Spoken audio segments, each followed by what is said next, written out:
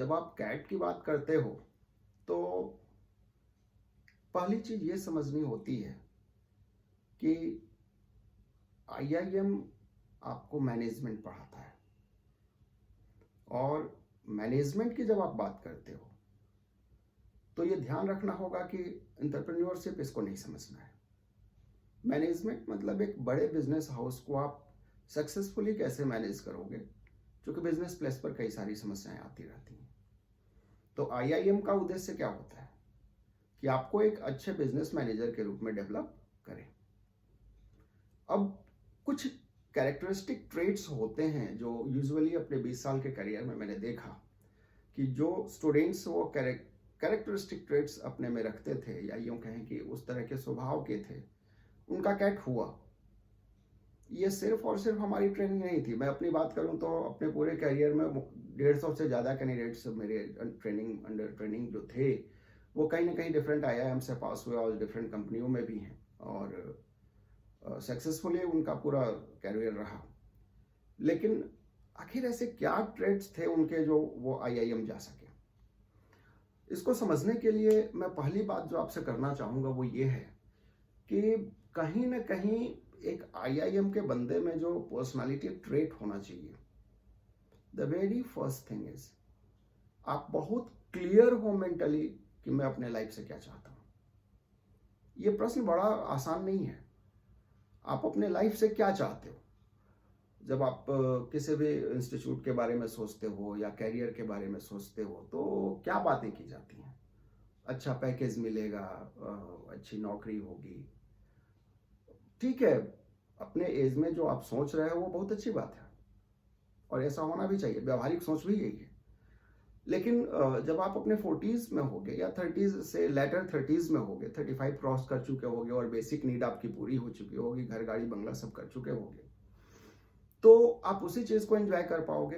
तो पहली चीज़ तो ये कि एमबीए सोचने के पहले ये डिसाइड हो जाना चाहिए कि आप एमबीए के लिए ही बने हो। और ये कैसे डिसाइड होता है कि आप एमबीए के लिए ही बने हो? क्योंकि अगर आप मॉल में जाते हो और एक दुकान देख के आपको ये नहीं दिखता कि उस दुकान में क्या बिक रहा है, बल्कि ये भी दिखता है कि उस दुकान में बिकने वाला चीज किस तरह के कॉन्सेप्ट से बेचा जा रहा है। मतलब ये कि कई बार ये यूजुअली लोग समझ लेते हैं कि आईआईएम का पास आउट है, बिजनेस इसलिए बिजनेस हाउस खड़ा कर सका। ऐसा नहीं है। एंटरप्रेन्योरशिप एक कहिए कि इनबॉर्न स्किल है। वो आप में ऑब्जर्वेशन जितना शार्प होगा उतना सक्सेसफुल बिजनेस पर्सन आप हो सकते हैं, और कम्युनिकेशन जितना क्लियर होगा। तो को लेटर एनालिसिस करेंगे, वो आज के टॉपिक विषय भी नहीं है। पहली क्वालिटी जो आप में होनी चाहिए वो है प्रॉब्लम सॉल्विंग स्किल। अब ये प्रॉब्लम सॉल्विंग स्किल क्या है? प्रॉब्लम सॉल्विंग स्किल का सीधा सीधा मतलब है कि जब आप चाहे एंट्रेंस एग्जाम के टर्म में अगर मैं बात करूं तो चाहे मैथ्स के प्रॉब्लम हो, चाहे डेटा इंटरप्रिटेशन के प्रॉब्लम हो, चाहे लॉजिकल रीजनिंग के प्रॉब्लम, ये सब क्या है? ये सब एक प्रॉब्लम आपको दिए गए हैं और ये देखने की कोशिश की जाती है कि आप में प्रॉब्लम सॉल्विंग एबिलिटी है कि नहीं है। एट द सेम टाइम ये भी देखा जाता है कि आप ऐसे किसी प्रॉब्लम में अपना वक्त बर्बाद कर देते हो क्या, जबकि जानते हो कि ये रिजल्ट नहीं फेस कर सकता। तो वहां पर इसीलिए कैट आपको कई सारे ऑप्शंस देता है। कैट में आप क्वेश्चन छोड़ सकते हो, गलत करने से बेहतर है कि छोड़ सकते हो। वो ये आपके कैरेक्टरिस्टिक ट्रेट्स को देखता है कि क्या आप हर प्रॉब्लम में चले जाते हो या पहले समझ लेते हो कि ये प्रॉब्लम सॉल्व होने लायक नहीं है, दो कारणों से। या तो मैं उस सोच तक नहीं जा सकता, या फिर ये प्रॉब्लम सॉल्व करने में जितना मेरा समय जाएगा उससे कहीं कम समय में मैं दूसरा प्रॉब्लम सॉल्व कर लूंगा जो इक्वली रिवार्डिंग है। तो ये एक चीज जो कैट आप में देखना चाहता है कि आपका जजमेंटल स्किल कितना अच्छा है, और प्रॉब्लम को देख के आप उसके भीतर के छुपे डिफरेंट जो आपको रोकने वाले या बाधा पहुंचाने वाले कारक हैं उनको पहले समझ पा रहे हो कि नहीं। आई मीन टू से कि आफ्टर रीडिंग अ प्रॉब्लम, और I must say after reading a question of DI or after reading a puzzle or after reading a reading comprehension, whether you are able to find out the in between the lines hurdles or not. Because if you don't make a judgment before getting into the problem and stuck somewhere in between, it will lead to no words. Even in personal life, आपको personal life में भी problems को पहले समझना होता है।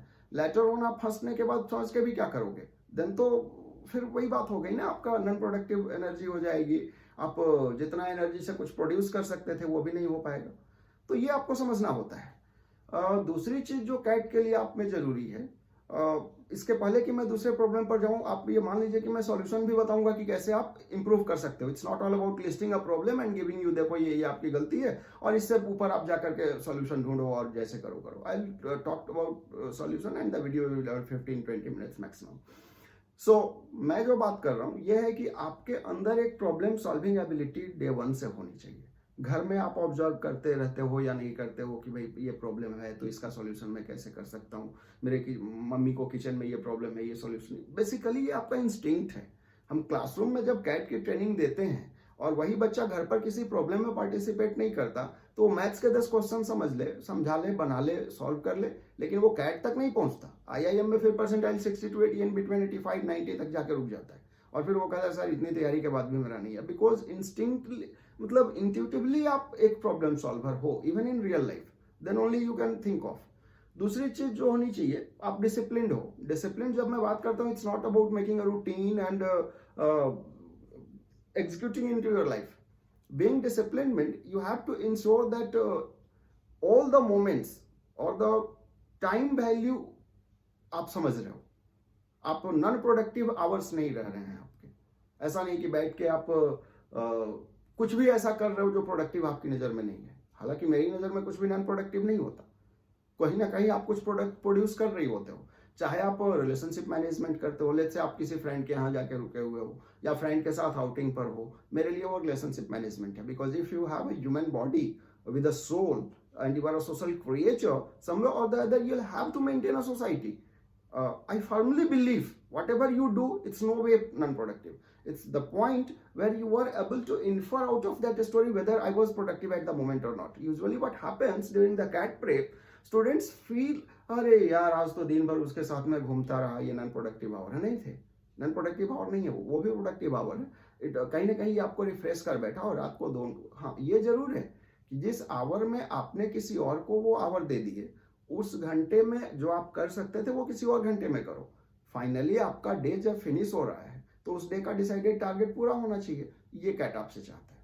आप IIM campuses में जब रहोगे और जो क्लास पैटर्न है उनका क्लास चलाने का, उसमें आप देखोगे तो कहीं ना कहीं वो ये इंश्योर करते हैं कि आज का टास्क आज फिनिश हुआ, वो आपको टाइम नहीं देते हैं।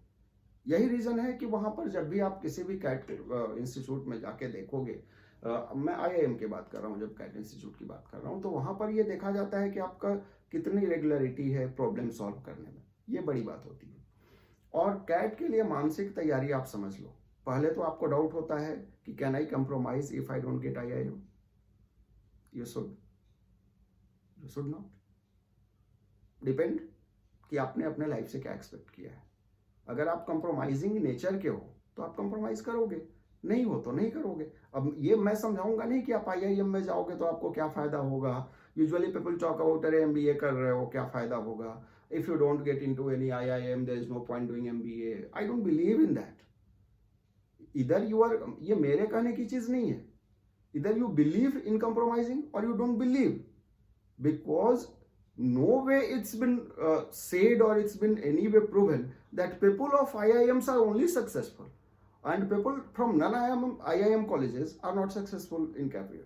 सो मैं वो नहीं कहता कि आप कंप्रोमाइजिंग हो या नहीं हो, हाँ, लेकिन जब आप ग्रेजुएशन तक का एजुकेशन कर चुके हो और पीजी डिग्री आपको चाहिए, तो पर्सनली आई डू फील कि आप किसी ऐसे इंस्टीट्यूट से पीजी करो, बिकॉज इसके बाद आप एकेडमिक करियर में नहीं रहने वाले हो।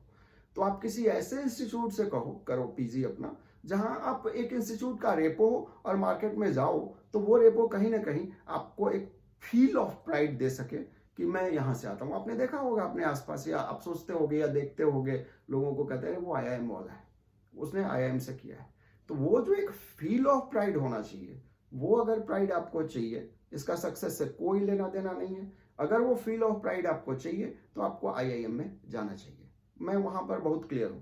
वहां मैं आपके कंप्रोमाइजिंग होने को आपकी हार और रिजिड होने को आपकी जीत नहीं मानता, और रिजिड होके आईआईएम जाने को भी आपकी सफलता या असफलता से नहीं देखा जाना चाहिए। ये एक आपकी स्ट्रेटजी है करियर के लिए और कुछ नहीं है। तीसरी क्वालिटी जो आप में होनी चाहिए एज अ कैटियन, कि आप ये डिसाइड कर सको कि इस पूरे ट्रेनिंग के दौरान या कैट के प्रेप के दौरान एक बात समझ लो, कैट जो मैनेजमेंट की 2 साल की पढ़ाई होती है ना, वो आपके कैट प्रेप से 10 गुना ज़्यादा टफ होती है। लेट मी टेल यू, ये एंट्रेंस एग्जाम है। आप ये मत समझो कि ये एंट्रेंस एग्जाम निकल गया और मेरा हो गया। कैट में IIM कैंपस में लोगों को रोते हुए देखा जाता है और गंदा रोते हुए देखा जाता है। जब आपको प्रॉफिट लॉस अकाउंट बनाने दिया जाएगा और तमाम चीज़ें मिलेंगी वहाँ पर, मैं कैट मैनेजमेंट सिलेबस की बात नहीं करूँगा, तो वो ज़्यादा बड़ी चीज़ है, ये बात आप समझो। It's very tough to get into IIM, of course, but it's tougher than that to remain in IIM for 2 years. जो जाते हैं सब कुछ ना कुछ डिग्री लेके निकलते हैं, but everyone among them does not get the package of 1 crore also, or even 40 lakhs or 50 lakhs.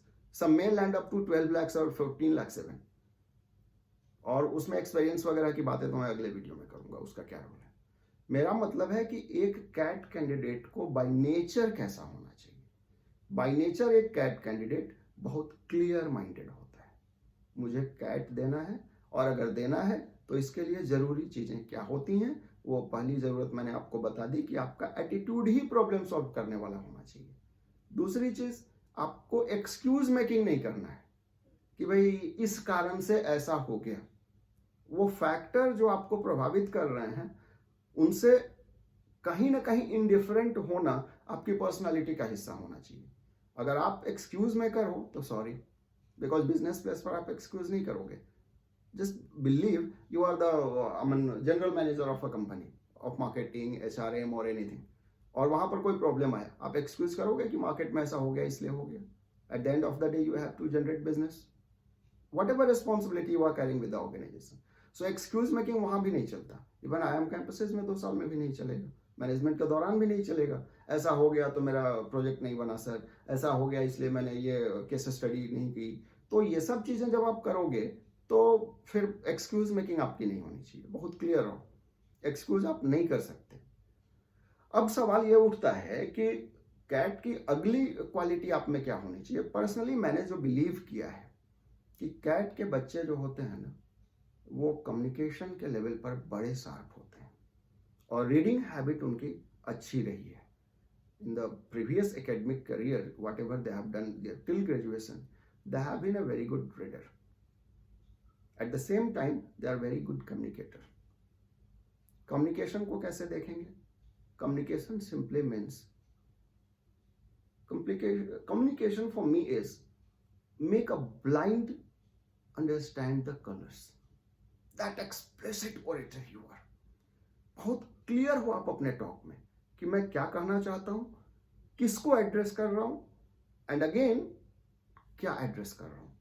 Objectively talk करो, it should not B lengthy कि आप कुछ भी बोले जा रहे हो और eight the end of the day सुनने वाला कुछ कंक्लूड नहीं कर पाया कि आपने कहा क्या। तो मेरा मतलब है कि आप बहुत क्लियर कम्युनिकेटर हो, अपनी समस्याओं को समझ पाते हो, यू अंडरस्टैंड कि where exactly my problem lies. बहुत बारे स्टूडेंट जब मेरे करियर के दौरान अपना डाउट लेके आते थे तो उनको पता नहीं होता था वो क्वेश्चन में फंसे किधर है। That was one case. तो आपको बहुत क्लैरिटी से अपने प्रॉब्लम भी समझने होंगे। इसके अलावे आपको ये बहुत आसानी, हाँ पेरेंटल सपोर्ट की जरूरत होती है। एक चीज और चीज, झूठ तो मत ही बोलो, ना अपने से, ना पेरेंट्स से, ना समाज से, ना किसी से। ज्यादा बेहतर रहोगे, कॉन्फिडेंट रहोगे, बिकॉज फिर सावधान रहने की जरूरत नहीं होती है। तीसरी चीज, एक अच्छा ग्रुप डेवलप था उनका, जिन लोगों ने कैट किया उनका अच्छा ग्रुप डेवलप था। इवन इफ नहीं था तो they made certain people make a group, 5-7 लोगों का ग्रुप उन्होंने बना लिया, because it helps you to maintain your discipline. Because sometimes what happens, since people expect something from me, I do it. इसको आप ऐसे समझ सकते हो कि मैं अकेले शायद मॉर्निंग वॉक पर एक दिन आलस भी कर दूं, लेकिन अगर पड़ोस के कोई पाटिल साहब या आहूजा साहब आ जाते हैं मेरे पास कि अरे गेट नॉक किया, अरे जाइए आगे, तो मुझे जाना पड़ता है, just for the sake of कि the routine of his should not be get affected by me और her routine should not be get affected by me. You don't want to get blamed anyway. So हम अगर ये कर सकते हैं तो ये सबसे बेहतर स्थिति होगी। अब 4-5 चीजें मैंने गिनाई आपको, अगर कंक्लूड करूं इस प्रॉब्लम साइड को, तो आपका पहला प्रॉब्लम हो सकता है कि आप प्रॉब्लम सॉल्वर बाय नेचर नहीं हो। दूसरा प्रॉब्लम ये हो सकता है आप कम्युनिकेटर नहीं हो, आप हो सकता है बहुत क्लियर नहीं हो, आप बोल नहीं पाते हो चीजों को किसी के सामने। तीसरा प्रॉब्लम यह हो सकता है आपका कि भाई आप डिसिप्लिन्ड नहीं हो, ऑर्गेनाइज्ड नहीं हो, ये सारी चीजें होती हैं, मैं मानता भी नहीं, मैं आता हूं सोल्यूशन साइड पर। तीसरी चीज ये हो सकती है आपकी कि भाई मुझे कैट करना चाहिए, मेरे से कैट होगा कि नहीं, एबिलिटी पर भी आपका डाउट हो सकता है। तो ये तमाम चीजों से उबरे कैसे? अगर मैं second part of this video की बात करूं, मैं सॉल्यूशन वहां पर आपको देता नजर आऊंगा। तो सेकंड पार्ट में आप क्या कर सकते हो? आप ये कर सकते हो, पहली चीज, प्रॉब्लम सॉल्विंग क्या होती है, आप अलर्ट हो, अपने घर से प्रॉब्लम सॉल्व करने की शुरुआत करो। पहले अपने प्रॉब्लम्स देखो कि मुझे क्या प्रॉब्लम्स आते हैं। प्रॉब्लम्स की शुरुआत कहाँ हो सकती है? आप लेट से उठते हो, वो एक प्रॉब्लम है, सोचो इसका सॉल्यूशन क्या हो सकता है। डायरेक्ट कैट के प्रॉब्लम मैथ्स के आपसे सॉल्व नहीं होंगे। Make me feel very clear to it to you कि कैट के प्रॉब्लम डायरेक्ट ऐसा नहीं है कि किसी शर्मा वर्मा और किसी इंस्टीट्यूट का स्टडी मटेरियल लेके बैठ जाओगे, ये क्वेश्चन मेरे से नहीं हो रहा है, वो क्वेश्चन मेरे से नहीं हो रहा है, आरसी मेरे को नहीं समझ रहा है। क्योंकि आपने पहली चीज, जब मैं आपसे बोल रहा हूं आरसी वगैरह सब्जेक्ट मैटर पर मैं बाद में बात करूंगा, इसलिए वहां नहीं जाना चाहता, आपको यह ध्यान रखना होगा कि प्रॉब्लम की शुरुआत आपके बेड से होती है कि अगर आप टाइम पर उठ नहीं पाते हो, ये एक प्रॉब्लम है और इसका सॉल्यूशन, पहले प्रोबेबल सॉल्यूशन का लिस्ट बनाओ, उसमें एग्जीक्यूट करने लायक क्या क्या है उसकी पॉसिबिलिटी देखो। यही बिजनेस प्लेस पर भी होता है। हमें एक प्रॉब्लम मिलता है, हम उस प्रॉब्लम को समझने की कोशिश करते हैं, उसके प्रोबेबल सॉल्यूशन लिस्ट बनाते हैं, उसको टिक टिक टिक कट कट कट होता है, और फिर 2-3 प्रोबेबल फाइनल सॉल्यूशन मिलते हैं, उसमें से एक हमारे लिए वायबल होता है, वो करते हैं। यही संभव है। अब प्रॉब्लम ही नहीं समझ पा रहे हैं आप, यही तो मैथ्स में होता है, यही तो डीआई में होता है। और ये क्यों हुआ? क्योंकि प्रॉब्लम ही नहीं समझ पाया। तो प्रॉब्लम समझने की शुरुआत अपने रूटीन से कीजिए। Start understanding the problem from your daily routine. हो सकता है आपके दांतों में दर्द हो, ये एक प्रॉब्लम है, क्यों होगा? इसके पास एक रीजन होंगे और फ्यूचर सॉल्यूशन होंगे। तो घर में रिलेशनशिप लोगों से आपकी नहीं बनती, सबसे झगड़ा होता रहता है, या फिर आप दोस्तों को ना नहीं कह पाते, what ever problem you have, start understanding their. और बिलीव मी, शायद लोग कहें कि ये क्या बकवास कर रहा हूं मैं, लेकिन ये बकवास नहीं है। बेसिकली ये कैट ट्रेनिंग का पहला अध्याय है। अगर आप कहीं ना कहीं ट्रेनिंग मार्शल आर्ट को जाते हो तो डे 1 ये सिखाया जाता है कि भागते कैसे हैं। बेसिकली इस वीडियो में मैं आपको ये बताना चाहता हूं कि कैट की तैयारी को लेकर के सबसे पहले आपको मेंटली प्रिपेयर होना है। Once you are mentally prepared, there is no one to any way to get into an IIM। कोई नहीं रोक पाएगा। अगर आप में प्रॉब्लम सॉल्विंग एबिलिटी है, प्रॉब्लम सॉल्विंग इंटेंशंस हैं, इसका मतलब ये नहीं है कि घर में कोई इलेक्ट्रॉनिक्स चीज खराब है तो आप घुस गए। हाँ, वो वीडियो देखा था मैंने, एक कोई सर थे बता रहे थे कि प्रॉब्लम सॉल्विंग एटीट्यूड होना चाहिए, चलो अब मैं वीडियो बना के ये इलेक्ट्रॉनिक्स आइटम खोल बैठा। नहीं, आपको ये अंडरस्टैंडिंग भी होनी चाहिए कि ये प्रॉब्लम का एक्सपर्ट या मेरी एक्सपर्टीज इस प्रॉब्लम को सॉल्व करने लायक है। क्योंकि HRM का मैनेजर अगर बैलेंस शीट पढ़ के कंपनी का चाहे कि मैं सॉल्यूशन दे दूं, और अगर ऐसा वो करेगा, कंपनी डूबा के बैठेगा। तो you are very clear about your skills, you are very clear about your domain of expertise, and you are very clear about your intention to solve it as well. हो सकता है आपके पास प्रॉब्लम का solution हो, लेकिन वो आपका interest zone नहीं है। हाँ, लेकिन at the same time if you have a solution of the problem, even if it's not your domain, it's not your responsibility, but drive yourself towards that, because offering solution itself is a human nature, and that will lead you towards CAT. अब बात करते हैं, ये develop करना पड़ेगा आपको, और day 1 से होगा, और रूटीन बेड से शुरू करो। दूसरी चीज जो ऑर्गेनाइज्ड और डिसिप्लिन होने की है यार, frankly speaking I don't believe into that. Reason being, मैं नहीं मानता कि even you can program your next hour. तो फिर आप ये कहो कि मैं एक, यूजुअली बच्चे कहते हैं सर ना मेरे को एक रूटीन बना के दे दो, मैं उसको फॉलो करता हूँ। फॉलो कभी होता नहीं है वो। आप अपने इंसान हो, और हर नेक्स्ट डे पिछले डे के रूटीन से डिफरेंट होता है। If you don't believe it, बस अपने पिछले लास्ट 7 डेज का रूटीन चार्ट देखो, आपने क्या क्या किया किस टाइम में। कोई एक टाइम में आप एक ही काम नहीं कर रहे होगे, तो आप प्रोग्राम्ड नहीं हो। You are a human being with a sensitive mind, with certain active emotions. So आप कहोगे कि मेरे को डिसिप्लिन कर दो, ऑर्गेनाइज कर दो। ऑर्गेनाइजेशन का मतलब सिर्फ ये है कि आज का टास्क आज फिनिश होना चाहिए, इसी पर्टिकुलर टाइम में ही होगा। That is not expected as well, at all not expected from you, nor you should expect from yourself.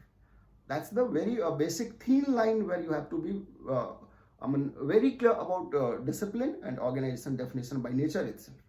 तीसरी चीज जो कम्युनिकेशन की मैंने बात की, देखिए कम्युनिकेशन करने का सबसे अच्छा तरीका है आप दूसरों को सुनो, specially when they are into emotional trauma. अगर इमोशनल ट्रॉमा किसी की आपने सुनी ना और उसको समझ लिया, मजे की बात करता हूं यार, फ्लो ऑफ इमोशंस जो होता है ना, उस टाइम में आदमी बड़े सेंसिटिव वर्ड्स यूज करता है, बड़े इफेक्टिव वर्ड्स यूज करता है। और अगर उस फ्रीक्वेंसी को आप कैच करने लगे और उसी फ्रीक्वेंसी पर आप कम्युनिकेट करने लगे, believe me, you are the best communicator ever. शायरी में क्या होती है, जो डिफरेंट शेर और इतने बड़े शायर सब हुए, या फिल्मी गीत आपको पसंद आते हैं, कोई पर्टिकुलर लाइन आपको टच कर जाता है, क्या होता है वो? Flow of emotions. Even at the business place, flow of emotions. If you are energetic, you are not energetic because you are by nature energetic. Because you are energetic, because the work you are doing emotionally satisfy you, emotionally boost you, and that comes out with an energy.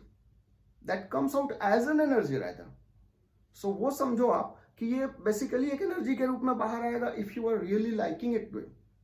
तो इस तरह से अपने cat prep को देखना है। वो basically energy या एक्टिवनेस वो डिपेंड करता है आपकी लाइकिंग, कितनी लाइक कर रहे हो। मैं नहीं मानता कि एनर्जी बिल्ड करनी पड़ती है। अगर वो आपको इंटरेस्टेड हो आप उस काम में, तो बाय डिफॉल्ट वो एनर्जी लेवल मेंटेन कर लेते हो। सो कम्युनिकेशन की बात जब मैं कर रहा था, तो कम्युनिकेशन आप खूब सुनो किसी को। The best way to develop communication is to listen someone. खूब सुनो, खूब सुनो, खूब सुनो, और फिर उससे पूछो कि क्या मैंने तुमको सही समझा। अगर मैं आपको सही समझ रहा हूं तो आप ये कहना चाह रहे हो क्या? अगर मैं आपको सही समझ रहा हूं तो आप ये कहना चाह रहे हो क्या?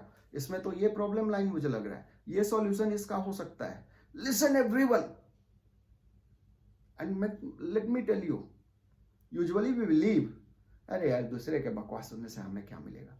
पता है क्या मिलेगा? You will be become a great communicator.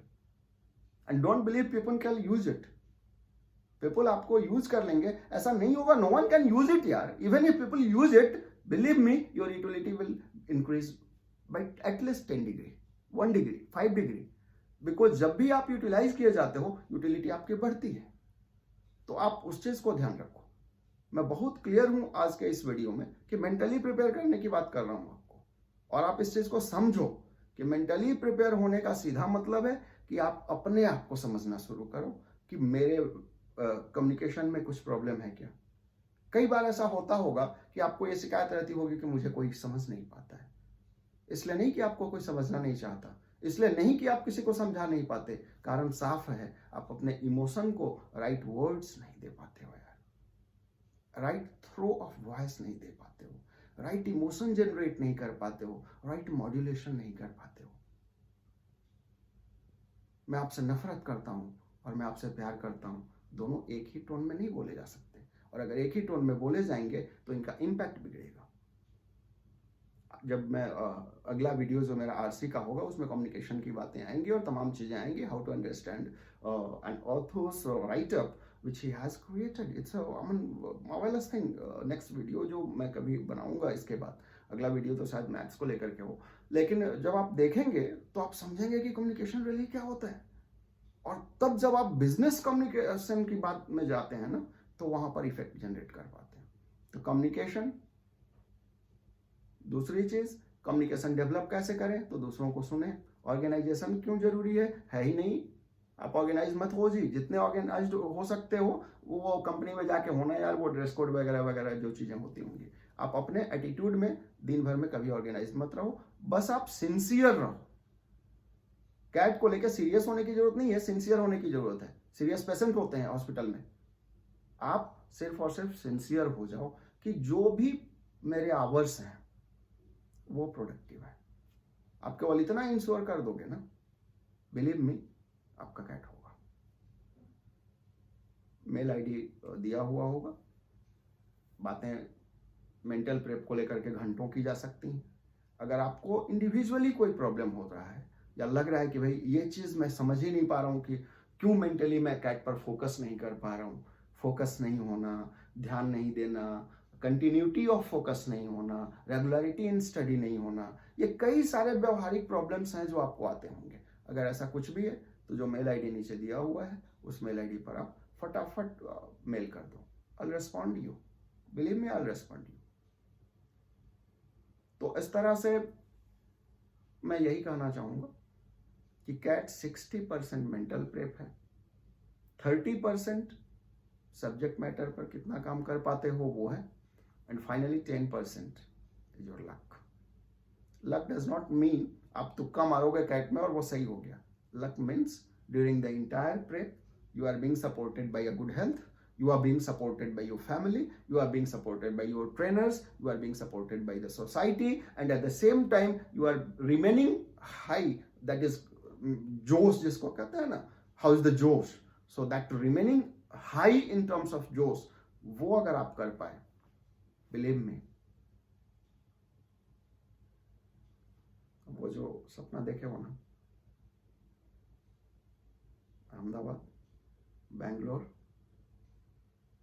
Lucknow भी मिल जाए तो चलेगा, क्या दिक्कत है यार। अब तो 21 हो गए हैं, कोई एक सपना देखे पाले हो ना, ये मिल जाएगा वो मिल